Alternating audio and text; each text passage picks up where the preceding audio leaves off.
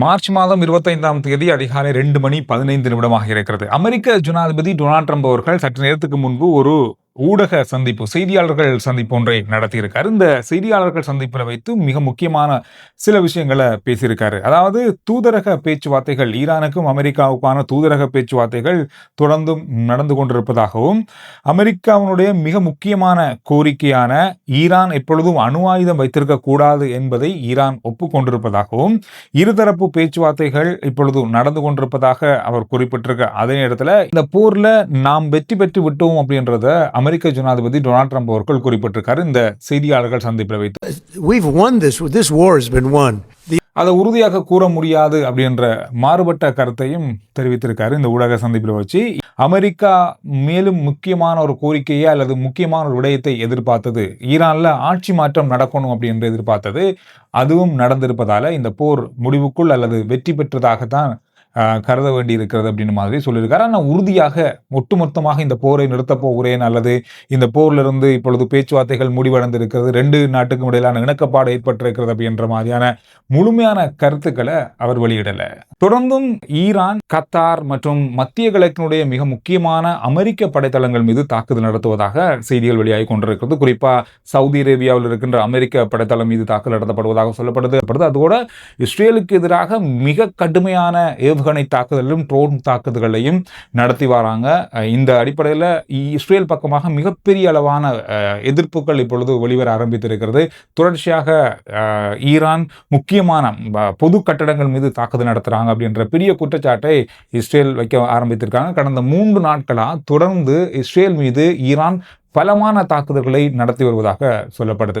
இதற்கிடையில் கத்தார் ஒரு மிக முக்கியமான தகவலை நேற்று நாளில் வெளியிட்டிருந்தாங்க. அது ஒரு மிகப்பெரிய ஒரு அதிர்வலையை இப்பொழுது இயற்கை எரிவாயு சந்தையில் ஏற்படுத்தும் அப்படின்னு சொல்லப்படுது. அதாவது இயற்கை எரிவாயு ஏற்றுமதியில் கத்தார் மிகப்பெரிய அளவான முன்னிலை வகிக்கின்ற நாடுகளில் ஒன்று. கிட்டத்தட்ட 25% இயற்கை எரிவாயுவை ஏற்றுமதி செய்கிற நாடுகளில் ஒன்று. இது ஆசியாவின் பல நாடுகளுக்கு ஏற்றுமதி செய்கிறாங்க.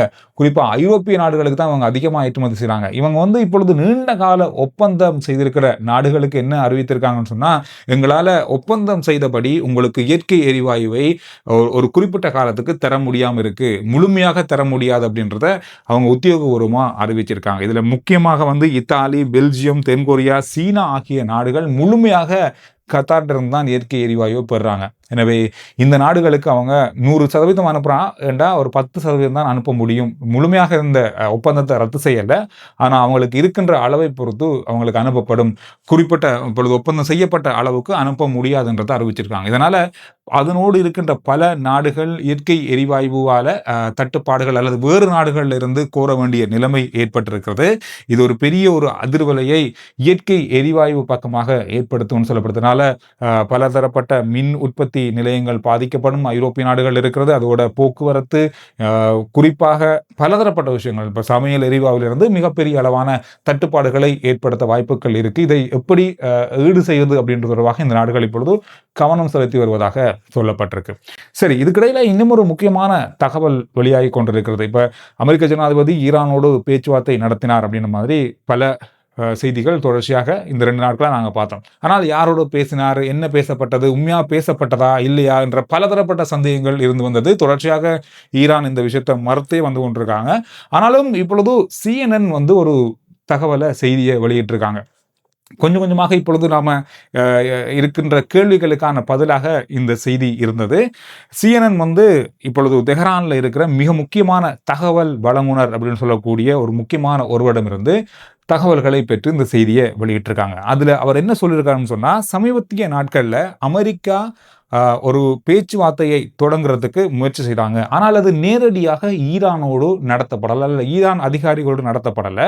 இது வேறு நாட்டு பிரஜைகளோடு அல்லது 3ஆம் தரப்போடு தான் பேசப்பட்டிருக்கிறது. இவை ஒரு நேரடி பேச்சுவார்த்தைக்கான ஒரு நிலைப்பாட்டை இன்னும் எட்டலை அப்படின்றத அவர் குறிப்பிட்டிருக்காரு. இதுல ஈரான் என்ன இப்பொழுது நிலைப்பாட்டில் இருக்காங்கன்ற தகவலையும் அவர் வெளியிட்டிருக்காரு. அதாவது இப்பொழுது பரிசீலனை செய்யப்பட்டு வருகின்ற இந்த முன்மொழிவுகள் போர் நிறுத்தம் மட்டுமல்லாமல் அமெரிக்கா ஈரான் மோதலை முழுமையாக முடிவுக்கு கொண்டு வருகின்ற உறுதியான ஒப்பந்தத்தை நோக்காக கொண்டதாக இருந்தால் ஈரான் பேச்சுவார்த்தைக்கு தயாராகுவதற்கான வாய்ப்புகள் இருக்கு அப்படின்னு சொல்லி அவர் எதிர்ப்பு கூறியிருக்காரு. அதே நேரத்தில் எந்த ஒரு முன்மொழிவையும் பரிசீலிப்பதற்கு ஈரான் தயாராக இருப்பதாகவும், ஈரான் அமெரிக்காவுடன் நேரடி சந்திப்பு அல்லது பேச்சுவார்த்தைகளை இப்பொழுது வரைக்கும் எந்த வகையிலும் கோரல. ஆனால் ஈரானியுடைய தேசிய நலன்களை பாதுகாக்கும் நிலையான ஒப்பந்த திட்டம் ஒன்று முன்வைக்கப்பட்டால் அதை கேட்க தயாராக இருப்பதாக ஈரானிய பக்கமான தகவல் வழங்கிய அந்த தகவல் வழங்குநர் குறிப்பிட்டுள்ளதாக இப்பொழுது CNN செய்தி வெளியிட்டிருக்கிறது. இதுல இன்னும் ஒரு முக்கியமான விஷயம் சொல்லப்பட்டிருக்கிறது. ஈரான் அணு ஆயுதங்களை உருவாக்காது என்பதை உறுதி செய்ய தேவையான அனைத்து உத்தரவாதங்களையும் வழங்க தயாராக இருக்கிறது. ஆனால் அமைதியான நோக்கங்களுக்கான அணு தொழில்நுட்பத்தை பயன்படுத்தும் உரிமை ஈரானுக்கு இருக்கிறது என்றதையும் அவர் குறிப்பிட்டிருக்காரு. இந்த செய்தி இப்பொழுது கொஞ்சம் கொஞ்சமாக பரவலா பேசப்படுகின்ற ஒரு செய்தியாக மாறி இருக்கிறது. பேச்சுவார்த்தை நடந்ததா இல்லையா என்ற சந்தேகங்களுக்கு ஒரு சில விடைகளாக இந்த தகவல்கள் இப்பொழுது வெளியாக இருக்கிறது. எனவே இந்த கிழமையினுடைய கடைசி பகுதிக்குள்ள இது தொடர்பான முழுமையான தகவல்கள் வெளிவரலாம் அப்படின்னு சொல்லி எதிர்பார்க்கப்படுது. இதற்கிடையில தெஹ்ரான்ல இருக்கிற மிக முக்கியமான அதிகாரிகள் அல் ஜசீரா தொலைக்காட்சிக்கு ஒரு சில தகவல்களை வழங்கியிருக்காங்க. அதாவது இப்பொழுது இருக்கின்ற சந்தை, பாதிக்கப்பட்டிருக்கின்ற உலக சந்தையை பாதுகாக்கிறதுக்கான ஒரு தந்திரமாக தான் அமெரிக்க ஜனாதிபதி டொனால்ட் ட்ரம்ப் அவர்கள் இந்த அறிவித்தலை விடுத்திருந்தார்.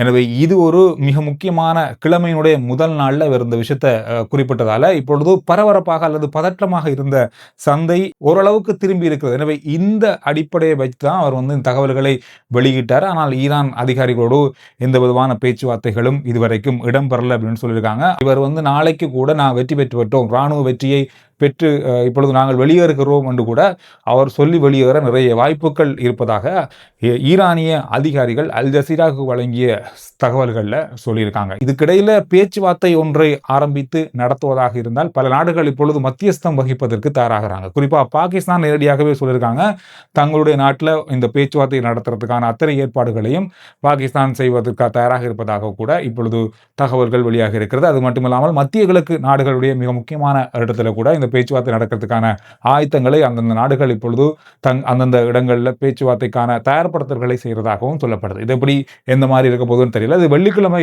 நெருங்கும் போது இது தொடர்பான தகவல்கள் வெளிவரலாம் அப்படின்ற மாதிரி எதிர்பார்க்கப்படுது. போரா இல்லது பேச்சுவார்த்தையான்றது இன்னும் ஒரு 2 நாள்ல தெரிய வரும் அப்படின்றதான் இப்ப இருக்கிற எதிர்பார்ப்பே.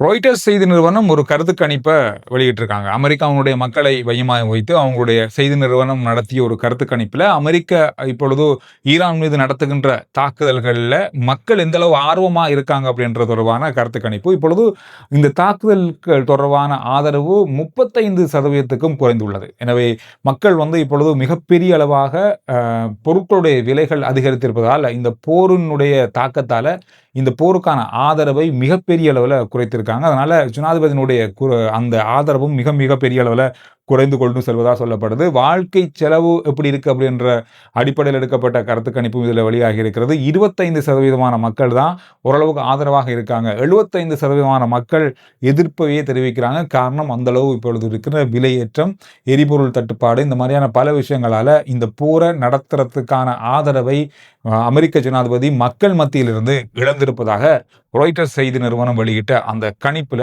சொல்லப்படுது. தான் கடந்த மணித்தளங்களில் பார்க்கப்பட்ட மிக முக்கியமான செய்திகளுடைய சுருக்கம்.